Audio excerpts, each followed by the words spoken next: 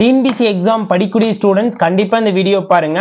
Maths topic எப்படி approach பண்ணணும்னு சொல்லி நிறைய பேருக்கு நிறைய டவுட் இருக்குங்க. இப்ப இருக்கிற ஜெனரேஷன் எல்லாமே நம்ம ஸ்கூல் புக்ஸ் மட்டும் பார்த்துக்கிட்டா பத்தாதுங்க. நிறைய சம் வந்து அவுட் சோர்ஸ்ல இருந்து கேட்கறாங்க. என்னென்ன புக் அவுட் சோர்ஸ்க்கு பெஸ்டா இருக்குன்னு சொல்லி அதோட பிடிஎஃப் எல்லாமே உங்களுக்கு ப்ரொவைட் பண்ண போறோம்.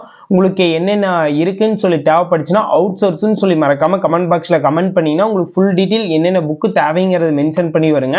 நெக்ஸ்ட் ரீல்ஸ்ல அந்த புக்கோட பிடிஎஃப் உங்களுக்கு சென்ட் பண்றோம். மறக்காம இந்த வீடியோ நீங்க மட்டும் பார்த்தா பத்தாது, உங்க ஃப்ரெண்டுக்கு ஷேர் பண்ணி ஃபாலோ பண்ண சொல்லுங்க.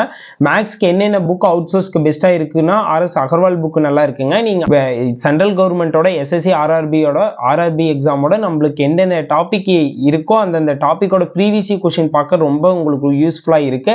அந்த ப்ரீவியஸ் கொஸ்டினும் முடிஞ்ச அளவுக்கு கிடைச்சிச்சுன்னா பாருங்க, இல்லாட்டி நம்ம சைட்லேருந்தே ப்ரொவைட் பண்ணுவோம்.